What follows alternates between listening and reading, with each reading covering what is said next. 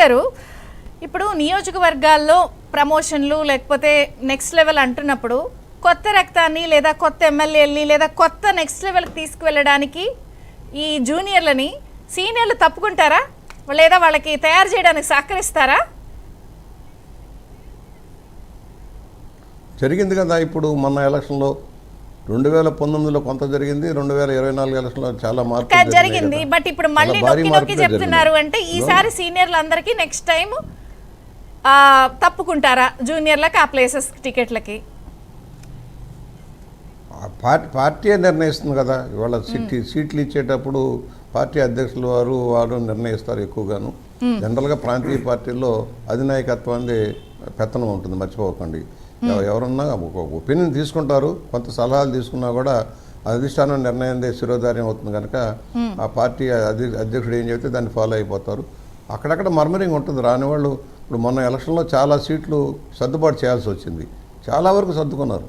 చాలా అనేక మంది త్యాగాలు చేశారు, మర్చిపోకండి. చాలా 5 సంవత్సరాలు పార్టీ కోసం కష్టపడి మా అందరితో పాటు పనిచేసి వారి అవకాశాలు రాక ఆగిపోయిన వాళ్ళు ఉన్నారు. వాళ్ళకి ప్రత్యామ్నాయంగా ఏర్పాట్లు చేస్తానని ముఖ్యమంత్రి గారు చెప్పారు, లోకేష్ గారు చెప్పారు. ఆ విధంగా వారికి న్యాయం జరగాల్సిన అవసరం ఉంటుంది. At the same time youngsters చాలామంది వచ్చారు, ఇంకా వస్తారు. కాకపోతే నేను ఏమంటానంటే పచ్చి అవకాశ రాజకీయవాదులను చేర్చుకోవడం, వాళ్ళకి అవకాశాలు కల్పించడం సరైనది కాదనేది నా దృఢమైన అభిప్రాయం మొదటి నుంచి కూడా. పార్టీలో అంతర్గతంగా ఉన్న వాళ్ళని అవకాశాలు ఇవ్వండి.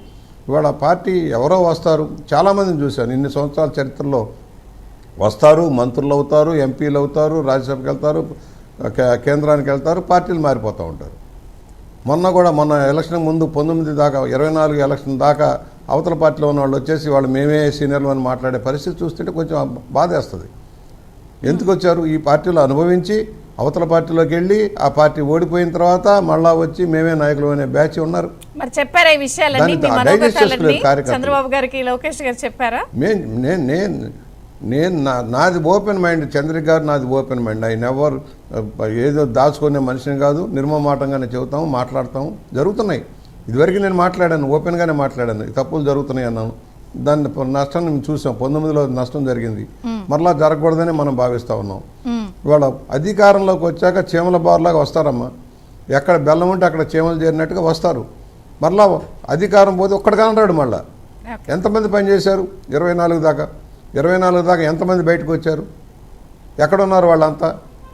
ఎందుకు పారిపోయారు? ఓకే, ఆనాడు రాక్షస పరిపాలన ఉంది, ధైర్యంగా పనిచేయాలి కదా, ఫైట్ చేయాలి కదా.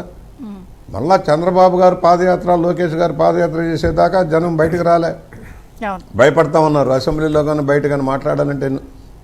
మరి నేనేమంటానంటే అలాంటి అవకాశవాదులకి వస్తే రానియండి, అంతవరకు ఎక్కడున్నారో అక్కడ ఉంచండి, ఎక్కడ ఉంచాలో అక్కడ ఉంచండి. పదవులు ఇవ్వద్దు. ఎందుకు ఇవ్వాలి?